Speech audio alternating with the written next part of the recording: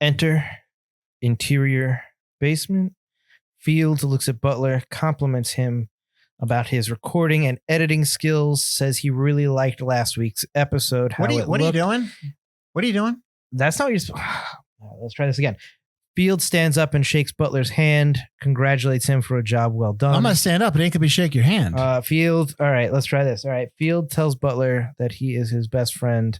I just cannot admit his feelings. Someone needs to hit. Someone needs to smack right now because I'm just trying to make it. I'm just trying to type out a script and have it happen in real life, just like in our movie this week, Delirious. Ladies and gentlemen, please notice that exits are conveniently located at the front and rear of this auditorium. When leaving the theater, we suggest that the exit at the front of the auditorium will allow you easier access to the parking areas. Thank you.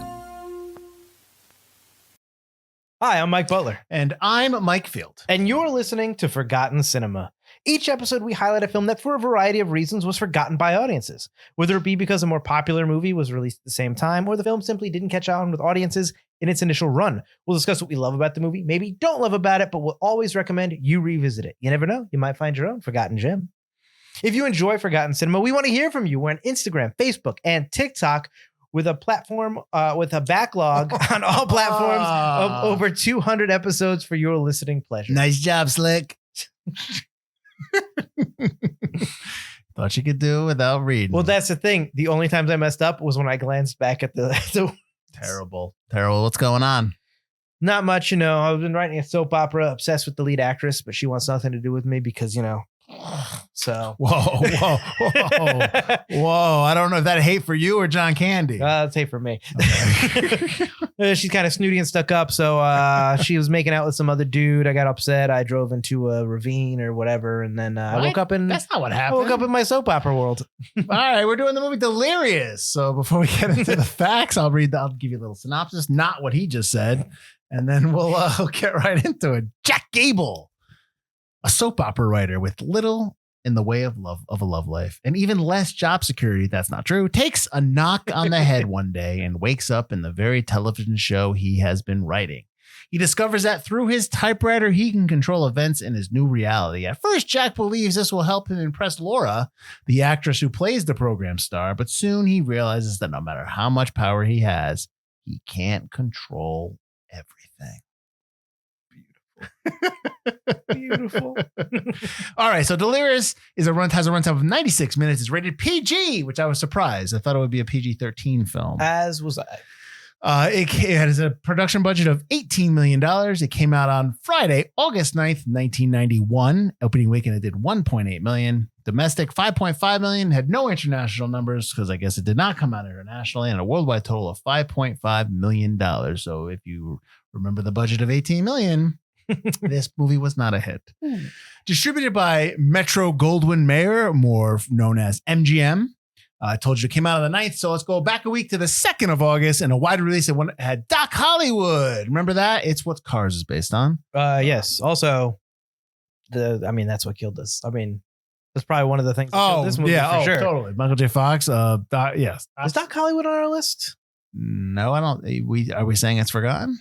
Yeah. We put it on the list then. Right now, do it. You also had Body Parts and Return to the Blue Lagoon. Ooh, do I know Body Parts? Body Parts is a horror film. I believe Jeff Fahey's in that. Guy who's in Lawnmower Man. I think he's in that. I think I know of it, but I've never seen it. Okay. You've probably seen the poster. The poster is pretty recognizable. Okay. It's like almost like a X-rayed silhouette. It's black. It's a black box, and it's like a blue, and it's got one body part you see. It's like a blue cutout kind of. Yeah.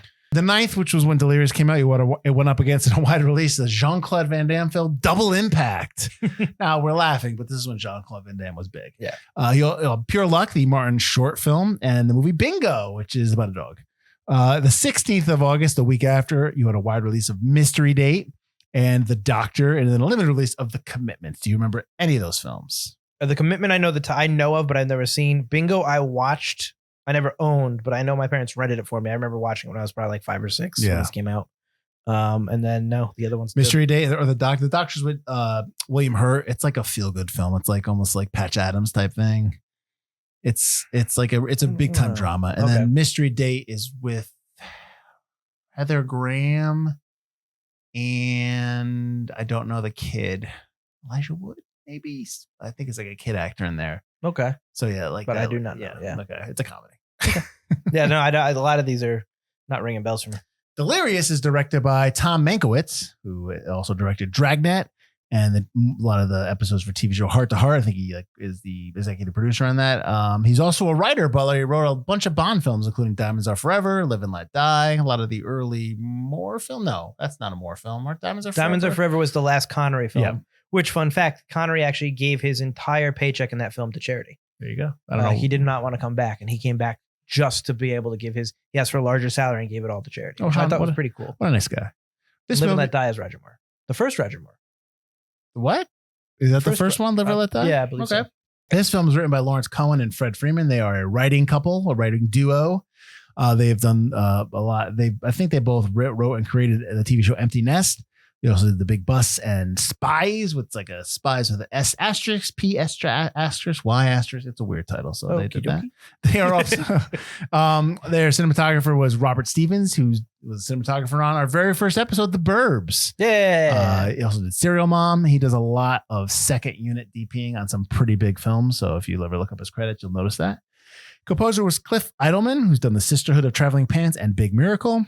Edited by William Gordine and Tina Hirsch. Gordine has done the Cannonball Run, the Teenage Mutant Ninja Turtles first and third film, Butler's favorite, and The Great Outdoors. Hirsch has done Gremlins, Dante's Peak, and a lot of, I think she won an Emmy for her work on the TV show West Wing. Doug Claiborne and Cohen and Freeman are the three producers on this. Claiborne has done Mask of Zorro. We did the Mask of Zorro, right? We did do the Mask of Zorro. And Rumblefish. And Cohen and Freeman basically produced the stuff that the TV shows and the movies that they've done. So they kind of have the same credits. This movie has kind of a big cast, I guess. John Candy as Jack Gable. This is our first John Candy film. It is. He is in Planes, Trains, and Automobiles, Uncle Buck, Spaceballs, and a ton of other stuff that I'm sure will come up as we talk about this movie. Mariel Hemingway as Janet Dubois and Louise. She is nominated for an Oscar for Manhattan. She's also in The Contender and, unfortunately, Superman 4, The Quest for Peace. Emma Samms as Rachel Hedison and Laura Claiborne. Hedison and Janet Dubois and Rachel Hedison, those are the character names in the movie, and then the other, those are their real names in real life. Those are the only two that have the split credit. Everybody else is known by their character names in the show. Well, a lot of the people you don't really focus on for the most part. Yeah. Right. Although the Doctor, I'm surprised, doesn't get a split. Blake. David Raish. Not Blake. Oh, he does. I'm sorry. Raish, Yeah, he does. Excuse me. So Sam's has been in the TV show General Hospital and the TV show Doctors. She's General Hospital for like 300 plus episodes. Raymond Burr as Carter Hedison, TV show Perry Mason, Godzilla 1985. Got to bring that up. And the movie Rear Window, for those who don't know, the original Rear Window. And the original Godzilla. He comes back Godzilla for 1985. Oh, right. He comes back for 85. Yeah. Oh, yeah. But only the American cut. Okay. Yeah. Okay. Nice. Dylan Baker as Blake Hedison from Happiness, Trick or Treat, and Revolutionary Road. Also, one of the Amazing Spider-Man movies. I don't know which one, right? The first Andrew Garfield one. Is he? No.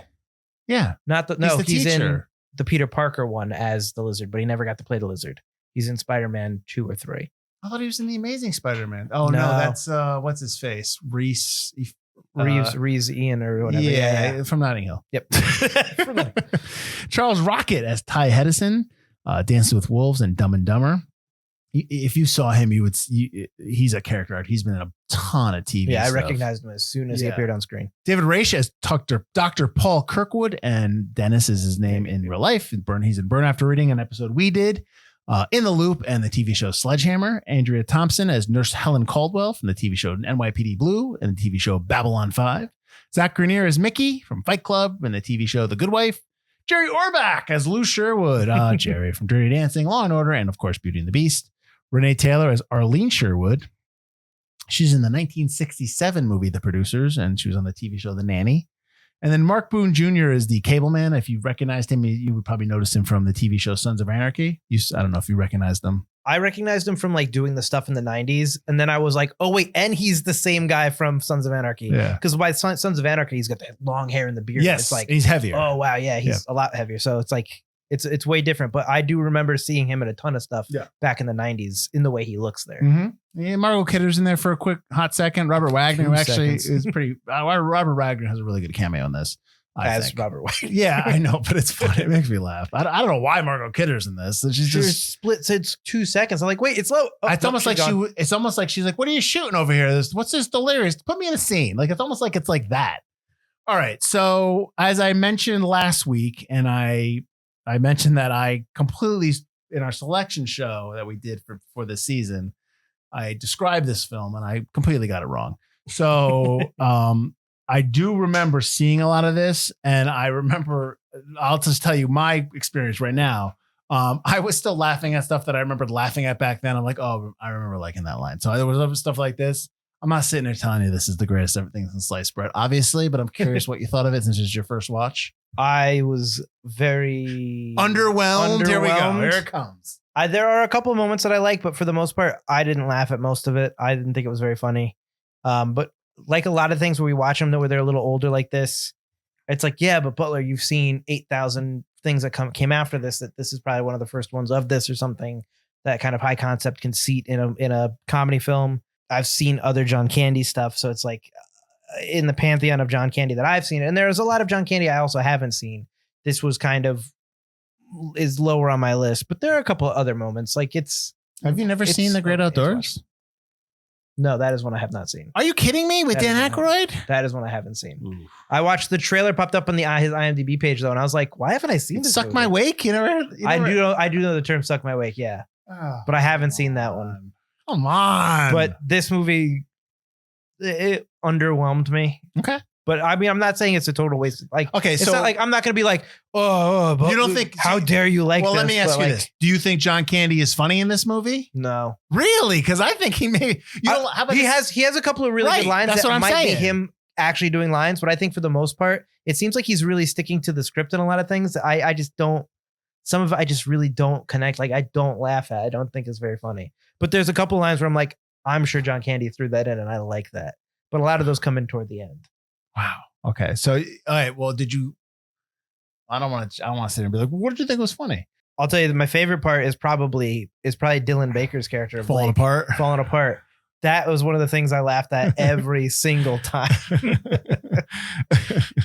I can't. That's when why he's I can't believe it's PG because of how bad he falls apart. I think the line I always laughed at, for some reason, I don't have it written down, but I think I know. Oh, yeah, no, that's strange. My gums are bleeding. It's like rips down his face. I'm like, wait, what? And I didn't put two and two together that it was the poison that's acting at this point. And I'm just like, what is going on with this guy? I even like Dr. Kirkwood's reaction because Oh, he 'cause knows he's dying. He knows he's a like doctor, so he's all torn apart he's about like, it. ooh. No. Oh man. Oh no. You shouldn't. Maybe you should see me. You know what? You should keep taking the pills. Keep taking the pills. Yeah, I mean, the plot is very, very thin. The plot, everything outside of when he's in Ashford Falls is just like, it's been there, done that. Oh, he loves the leading lady and she puts out, she gets everything she wants from him. He doesn't Right. care, stuff like that. Yeah, that's kind of like, okay. I wish they kind of were in Ashford Falls, which is the fake town kind of thing, a little bit more. I think there was more stuff to do. There was more stuff to like more comedy to mine. But I just think at that point it was like in and out. Let's get done in 90 minutes. And let's get this movie over. That's how I with. feel like the ending is when Robert Wagner comes back and shoots him. Just as like, we got to get him out of here. But I like Robert Wagner when he shows up. Like, I like his cameo stuff. I like his first scene. I The have to second go to scene seems like it's just Cleveland. right. He's like, when he's like, I gotta go. He's like, put out your bags. I don't have time. I hate I Cleveland. have to go to Cleveland. I hate Cleveland. So like that stuff made me laugh. I love when he grabs the bellhop and he's like, I don't have time, or whatever he says to him. That made me laugh. Robert Wagner, of course. It's sweeps week, of course. Yeah, like so. There's obviously I mean, you have to with comedies. You have to. It's almost like you have to figure out. Okay, is this a comedy that's supposed to make sense? Is this a comedy that's just off the wall and crazy? Well, this like, does not make sense. Right. No, like what rules are we following here? Should we follow the rules? Are we? And there are kind of rules set up. So once they're set up and they're kind of just moved around and broken a little bit, then you start then it's just kind of like, oh, that's not how it is. You did the typewriter stuff and like what it does, how it affects the world around him. The whole thing with throwing the typewriter when he gets mad. Why would you do that? Like there's no reason to for you do to the story thing. Yeah. Like that's not. I think there's better. There's better Versions of that. Yeah, story. there's better ways to do this film. I think. Do you want to know a better version of this film? Here we go. It's called Pleasantville. Yeah, but Pleasantville's so good. It's like awesome. Pleasantville's really good. And Pleasantville's not like he's not in control of everything. He's just his. He's just. I understand what you're saying. I get what you're saying. Yeah. I think we said this. I can't remember what movie we said this. What was the film we did? It's not season 18. I think it might have been last season where we said there were good bones here and it just didn't come off the way it should have been. What movie we like? We liked the premise. We loved the idea.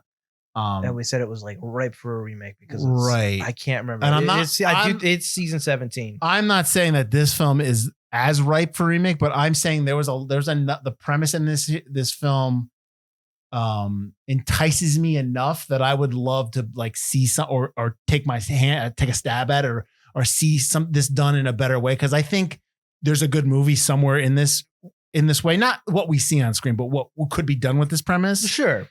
That I think that's why I kind of gravitate towards this movie. I remember watching this film. I don't think I saw it in theaters. And this movie that came out when I was, do quick math, Mike. I was 16. So at that point I'm playing basketball and I couldn't care less. So, I mean, I love movies, but I really didn't get into movies until after my high school, after high school.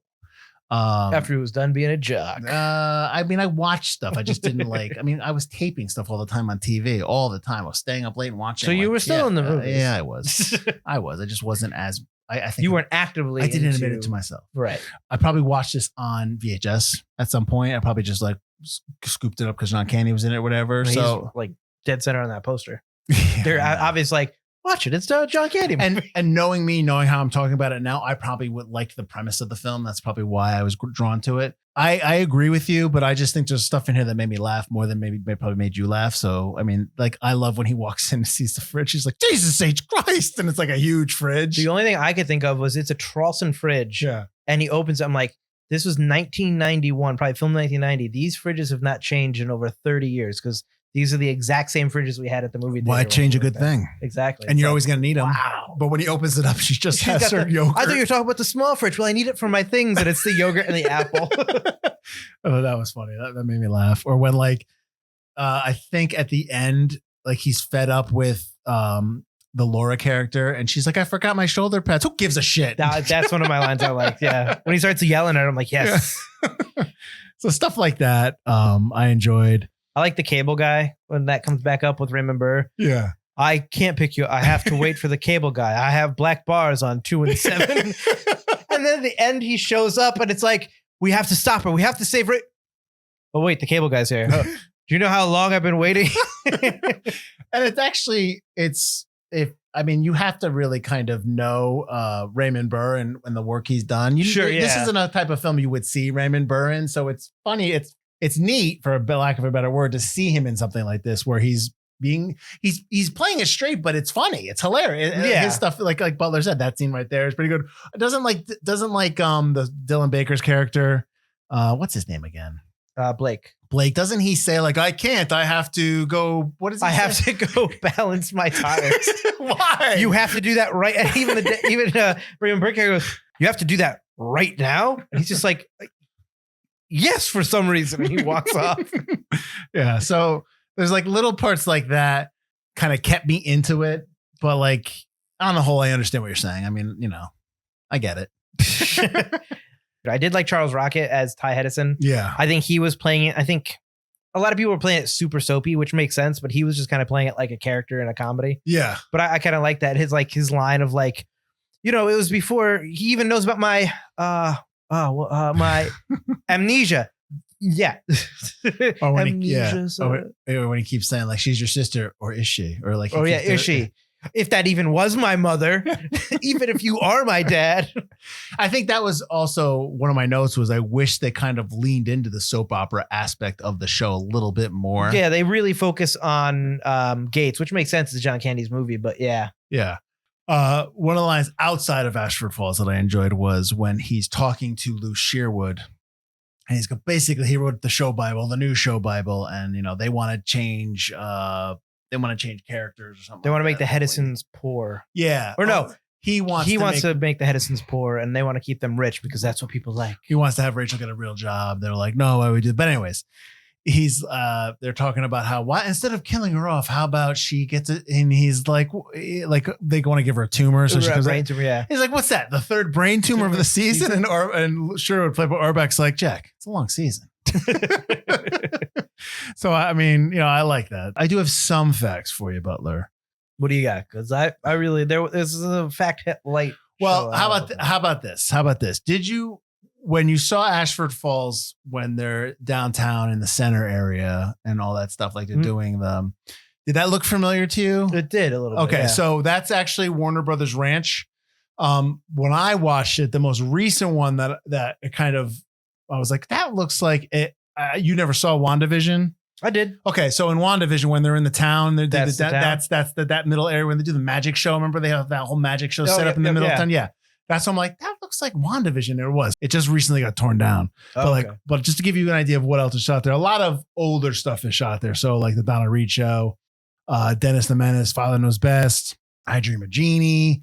Let's see, The Partridge Family, F Troop, like Mr. Deeds Goes to Town, like a lot of older stuff. Lethal Weapon was shot in that. I don't know what part of Lethal Weapon, but Lethal Weapon was shot. Oh, the suburbs, Murtaugh's house, maybe the suburbs. Yeah, National Lampoon's Christmas Vacation. Okay, so and then I think the last one I have is like Autumn Leaves or something like that. So it's probably more of an older.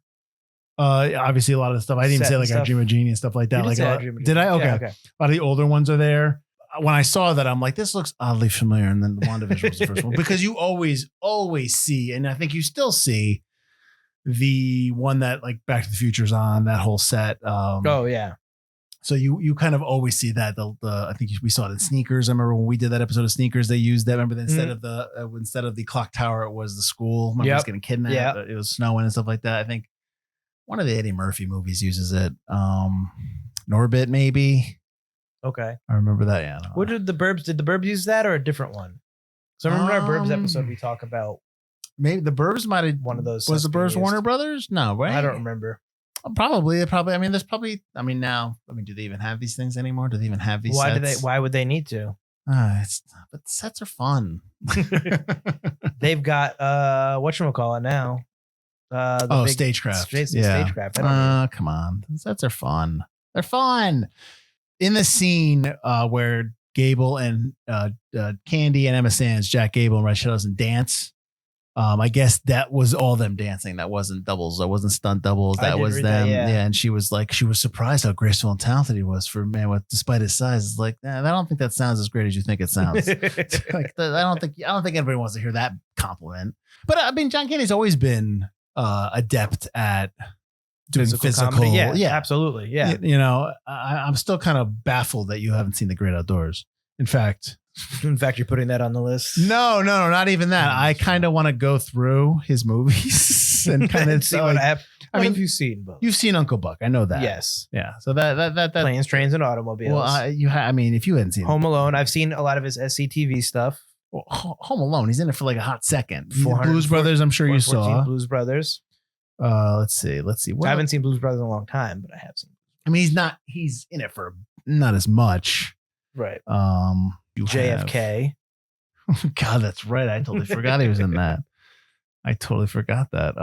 Let's see. The movies. 1941 you've seen. Mm-hmm. Okay. Stripes. Have you seen Stripes? I love Stripes. Okay, there you go. Obviously he's in a little bit of Vacation, but that's not really. Splash is his a movie that he's in mostly with Tom Hanks. It's a Tom Hanks film, but Splash.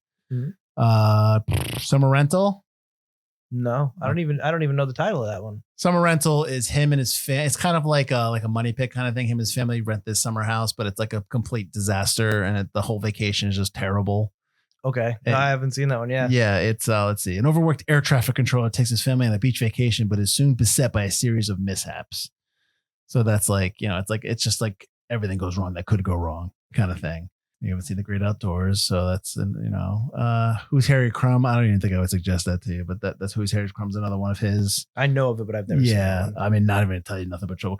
Only the Lonely. with Ali Sheedy? Yes. Okay. Not in a long time, but I have seen that. Yeah, that was actually before this on film. TV, maybe. Well, he was in Rookie of the Year too. So I mean, Mhm. and Wagons, he's a Kenny Baker. I mean, you don't think of it, but like this is 91. He passes away in like 4 or 5 years, A few years which ago, is obviously too bad because I think we missed out on a lot of good stuff. I was reading about his death and how he was started because he had a family, he had kids then, and he was trying to lose some weight. Yeah. He stopped smoking and drinking because I guess he had a history of heart attack in his family. Yeah. His father died at 35 of a heart attack, and Yep. he was trying to not have a heart attack. Mm-hmm. And then he Well, had a heart attack. it's unfortunate. Yeah, I was like, oh, I didn't know all that. Hal Hinson from the Washington Post said, Delirious is such a lame excuse for a comedy that even a trooper like John Candy seems too bored to exert himself. Hal. Dude. Yikes. So I guess you agree with that. It does seem like he's going through the motions in a lot of it, but he does put his own thing, like, who gives a shit? I like that's Yeah. a great line. I think he's and funny I think that's in some of it. his stuff, but Yeah, I think he's funny in it. I don't think it's terribly well written, but I Yeah. think he's funny in it. there's nothing that tells me he's just going through the motions. Yeah. So Like I said before, I think the stuff with Inside Ashford Falls is stuff that we could revisit a little bit more. And I think there's probably more humor there to be found, but we're not there long enough, I think, to. sure. And how he gets there is very, I guess if you don't, he gets hit in the head by the Gets trunk. Hitting the chin with the trunk. Yeah. But then he hits his head on the back of the car. Already falls. Right. And then he's driving And then and he's gets into an driving accident. and then he gets in the accident. There's like double just accidents. It's odd. really Yeah. confusing. It's very confusing. And I think that's just only because they want to get him into the hospital section. They want him to get out of the city, so when he wakes up, he's not like totally alien to him. So it makes sense that he's Right. not in the city anymore. Right. But like, I don't think you need the trunk hit. Just give him the accident. Just do something where he Yeah. gets in an accident or or he's on his own because he's upset or he's crying or whatever, and just do something like that. He also realizes he's in the TV show right away. Yes. So you don't need that kind of setup to be like, Right. and then we place him in a place. So it's like when he wakes up, he knows he's not in the city. It doesn't matter. He knows he's in the TV show immediately. The one thing with that too, I know we were just talking about reviews, but we're back to The show. the Ty character. You don't see him ever before Ashford Falls, like the dreams. He only appears or after. Yeah. You never see him outside of Ashford Falls. Do you ever see Raymond Burr's character? You hear him because Okay. they have that scene where they go in to visit their father, and he's in bed, and it's just Blake brings the flowers. Yep. Right. Yep. And- Okay. But you never. So my question is like, is the Ty character really in the show, or is that something that was just made up in his Delirious? Or now he's going to write it. Yeah, I mean, Or like is that a Friedman character who's writing the show in his mind? against Fetterman? him? Fetterman. Yeah. Okay. Maybe. Which I'm sorry, at the end, you go to his office and you punch him in the face. Like he didn't actually write the show, and you're going, what are you doing? Yeah, that's a little bit. Fetterman probably has a. Also, why is this girl ordering Cinnamon Toast Crunch? And I did like that. Even in the Delirious world, it's like Cinnamon Toast Crunch and get this out of here. Get this. Oh, it's a cinnamon toast bagel with lox or something like Cinnamon that. toast with lox on top. Yeah. Lox and cream cheese. Ugh, God. Lewis Black from Austin Chronicle, quote, though clever, Delirious is so light, it just keeps threatening to blow away Candy, who is fine at center of this, is just not powerful enough to pull it all into him. Whatever that means. I get that. Yeah. Like even like he's good, but he's not good enough where he can make it the film. The film is still like not going to work with it, even if he's doing really good. Well, I love the ending when they're ice skating and they're supposed to be, it's like this beautiful moment when they're ice skating together. And then like they cut to a wide shot where they're obviously going to pull away, and it's a helicopter shot and it's pulling away, but it's the helicopter so close that the wind is just blowing and pushing Candy and Hemingway as they skate. And they're like, and it's going away and they're just like, and then you pull away and you're just like, you're at this like dinky rink. Yeah. made in Central Park for this movie. I don't even know if it is in Central Park. I think it's faking. Yeah. And then obviously it's the helicopter shot and you're just like, oh, enough. What do you feel about the voiceover at the end? I hated it. I hate it. Yeah. At the end, I'm just like, no, voiceover. That's my note. I'm like, come on. So anyway, here's how things wrap up. Yeah.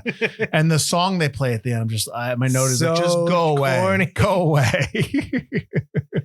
Yeah, no, I was not. I was not a fan of that. Or, How about the fact that he when he goes into the office of the Sherwoods, she starts choking. He's like, I know the Heimlich, but he's like not gonna save her. Agree to help the show. I know the Heimlich. I know that it's my favorite move. I know the Heimlich. I liked his computer software that they cut when they show, is it Fetterman when he's when Fetterman's typewriter, they say, oh my God, look at that. I was like Final Draft 1990. I don't even think it was around back then. Who knows what that is? That's an old school word processor. Computer. I always remember anytime I see older computers, I always remember the scene in Willy Wonka when he's he's trying to figure out they go to the computer station. He's like, I put in a series of algorithms or whatever, and I tell the computer where the next chocolate bar is going. It's not telling me. He's like, I'm telling the computer, and he's like, I always remember those click of those buttons because they're so big. Yeah, the big mechanicals. Yeah. Every time I see like an older computer, I always just think about that scene. I miss mechanical keys. I know you can get keyboards at mechanical keys. I gotta get one. I bought one and I didn't like it because it was kind of plastic and I couldn't get used to it, but I want the typewriter one that you put the iPad on top of that. Yes. That's like $200. So forget that. So, but like, who are we saying? Are you suggesting this to anybody? If you like John Candy movies, it's one of them. That's a heck of a sales pitch. And you like John Candy movies? Well, this is certainly one of them. Yeah, I mean, if you're like, I like John Candy, it's like it's like you said, it's an interesting concept, but I don't think they hit it on all cylinders. I think it's got some funny stuff. It's short, so like that's nice. But most comedies are. So I think. I don't know if I would I honestly really I don't know. You've seen know. We've already I'd say if you've watched John Candy, have you seen Delirious? Oh, I never heard of that. Well, you check it out. I think this has enough people in it in terms of they're still working now that I think you can suggest it on that premise. I think who's still working now? Half these people. Well, Dylan Baker, I'm thinking of. David Raish, you still see now. David Raish has had like a really like a little bit of a second career revival in terms of supporting characters and supporting actor roles, where he comes in and he's funny, he's hilarious, and you don't realize, oh, I know that guy, and like I think there's a surprising amount of this cast and crew are not alive anymore. Well, Tom Hanks is Mank's son, the guy who wrote Citizen Kane. Yeah. So I thought that was interesting. If you've not seen Mank on Netflix, it's very good. I recommend it. Yeah, no, agreed. Well, that's what happens. It's older films, Butler. That's what it is. Sometimes that happens. So I guess why is it forgotten? Because people just don't. I don't think it was very well liked when it first came out. I don't think it was very well liked when it came out. John Candy was. I know it ebbed and flowed. I know he took JFK because his comedy career was kind of waning, and then that took off. He got JFK, and then he got Cool Runnings, and it kind of came back from what I was reading. So this was kind of like down the end of his, right before his resurgence. I think that Doc Hollywood coming out right before it doesn't help it. True, because Doc Hollywood was very successful, very popular back then. Well, Michael J. Fox was very popular. Yeah, he was hot. And then John Candy was obviously kind of cooling down, and then came back up. So I think that doesn't help it. I think the fact that it's soap opera, I think that that's kind of daytime television. I think that that's a certain kind of fan base, but you're not going to get a whole like wide audience of like, oh man, I love soaps. I gotta check this out. Well, soap operas are really were big in the 80s. No, I understand that, but to a subset of 70s. People, most like a lot of people couldn't watch soap operas because they're during the day. Sure. So I think that hurts it, and I think just probably the reviews at the time that it just wasn't well received when it came out, so people didn't want to kind of like go, oh well, let's check that out. It got 1.5 stars in the local newspaper. They'd probably rather go see Doc Hollywood, which probably got 4.5 out of 5 stars and stuff like that. Oh yeah, and Doc Hollywood's probably no, you're right. I mean, I think I'm always gonna recommend a film. I think it's a certain type of person that I'll recommend it to. Somebody who likes the older comedies, maybe likes I love Great Outdoors. Like, oh, if you like John Candy, Delirious is a good. I like Delirious. It's not his best, but it's it's got some funny stuff if you're looking for that. In terms of why it's forgotten, I think you're right. I think it just didn't do well. When you do so many movies that, I mean, to be fair, I mean, like his filmography is not really loaded with big hits. I mean, he's in big hit movies. He's in stuff, but it's not because it's not a John Candy vehicle. Like Great Outdoors is a John Candy, Dan Aykroyd vehicle. That's why you go see that, to see those two guys. Yeah. He's the lead in Summer Rental. I remember some funny stuff in Summer Rental, but I don't think it did as well. I mean, but like, yes, he's in Home Alone, but he's in it for 10 minutes, maybe not even 5 minutes. Sure. Yeah. Blues Brothers is not his film. He's in it though, but it's not him. And then you had movies like towards the end of his career, like Canadian Bacon and Wagons East are not very good. You know what I mean? They're just not, so he's in bigger films, but it's not because it's him. They're not his view. Right. Yeah. Which is unfortunate because I think that if he had not passed away, we probably would have had, he probably would have had obviously a bigger filmography, but we would have actually seen him shine a little bit. I think he's good in JFK, actually. I don't see why. He was lauded in JFK, and that's what got him back in again. He got Cool Runnings. Yeah, I mean, but again, Cool Runnings is not.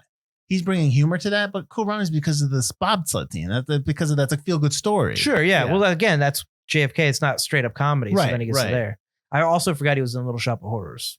Yeah, again. Well, it's a split second. Yeah. So he's like in things. That's not real. That's really a Rick Moranis one. But I'm not as down on this as you, I would say, but I do understand everything you're saying. Like, you know what I mean? I get it. I mean, I just think, I think I wish I remembered the movie that we were talking about where we thought it had really good bones. What was it? Let's see. I'm looking at them now. Not Sorority Boys. Was it Sorority Boys? No, Sorority Boys is funny. It was something earlier. Striking Distance. Yes. Striking Distance has good bones, and it's just not. I think both those films, I think if somebody gave them to me and said like, hey, would you write these? I'd be like, let's do it. Well, we've talked about that before in the podcast too. It's like, stop remaking good movies. Yeah. Remake movies that were, and I think this first came up with our Titan AE episode. Mm. Remake movies where the story is good and solid, and you just need a second chance at it because it just went downhill somewhere down the line. That I wonder, and you can cut this out of the thing. It's not part of it, but I'm wondering if we've not stumbled upon potential new series where we basically it's to us coming up and pitch a new movie, pitch a remake of Striking Distance, and we sit here and say like, this is what we're doing, this is the story. I mean, that would definitely be a fun time. I would enjoy like that. we would have to come like prepped, like, okay, this is the setting, we're doing it here, like what like these are the characters, and then we play out and then we drop in the plot points, you drop in like the climax, the turn, like everything that's gonna happen, and then at the end we like cast it, like who's gonna be in it now. I don't know. Putting that stuff out there, is that gonna like? I mean, either we become great, like what's it called? Not script doctors. Who's the guy that makes like $1 trillion? Like he pitched Armageddon, and he's just an idea guy. Oh, I have no idea. Oh my god! The Entertainment Weekly did an article about him. It's a dream job. I'll take that. No, the dream job. Yeah, that's a dream job, and ghost writing and like script doctoring. Yeah. But this guy makes millions. He pitched Armageddon. He was like, I don't have a script. Here's my story ideas. He gives out 1 pages of like story ideas, and they'd be like, we're going to get somebody to write that. And that's his job. That's awesome. We're ready. I think that might be something we've discovered here. Or people just steal our ideas and watch our YouTube channel. And go, whoa, don't do that. Well, no, if we put it out there, that it's timestamped. That's true. Once they pop out, that's what we Exhibit A, our video. All right, Mike, where can they find us? You can find us at ForgottenCinemaPodcast.com or wherever you listen to or watch this podcast. What you're listening to it right now, please do us a favor. It really helps the show. Like, rate, subscribe. It would really help us out. It doesn't cost a thing. It's really easy to do. I appreciate it. Thanks. We also have a Patreon. You can join it. As soon as you join, it's free to join. You get access to our Discord where we talk about movies like Delirious, stuff from the 90s that you can't find or rent anymore, which this was another one that was hard to get. But we've got it. I got it. And then you can also, if you want to support us further, we have a merch shop, and our Discord has tiers where you can get exclusive episodes. We have a lead up series. So we're doing right now an Alien series, which actually when we're recording this might be over by now. We might have seen Alien Romulus, but you can always go back and watch those. If you want to hear us talk about more popular movies, a lot of our lead ups do that. And you get these episodes early, exclusive merch shop discounts and all that good stuff. So help us out. Good job, Mike. Thanks. I bumbled my way through it was real bad. It was just not my best. It was hideous. Not my best. We're staying in the 90s next week. 1996. We're gonna watch a movie that Butler thinks I hated for some reason. Chain Reaction, starring Keanu Reeves, Rachel Weisz. Because when we went when we had a Forgotten Entertainment thing at the brewery and we were talking, and I was trying to tell the yet another DC Universe guys. What's up, guys? It was about like how you don't want to do Blank Man, and I've always wanted to do Chain Reaction. You're like, oh, no Chain Reaction, and they were like, oh, do Chain Reaction. You're like, I don't like it. I don't know. So now you're changing your tune. Sometimes I say things to just say things. Just to say. Okay. Sometimes I say things for effect. Sometimes I just outright lie. You're a good co-host. wait. But needless to say, we're doing Chain Reaction next week. So I hope I don't hate it. I haven't seen it since the 90s. I remember certain parts of it. I remember being bored. I remember, you know what I always think of when I think of Chain Reaction? I always think of I'm blank on the name of the movie. I always think Amnesia. No, hang on.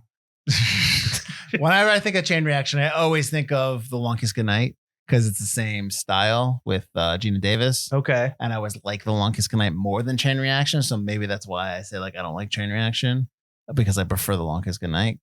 Because there's not a lot of action in Chain Reaction. No, Chain Reaction is kind of slower. But yeah, there's the truck chase. I remember that. That's one of and the only things. the chase when the explosion. Why are we talking about the film? We'll talk about it next week on the show. I'm Mike Fields. I'm Mike Butler, and this has been Forgotten Cinema.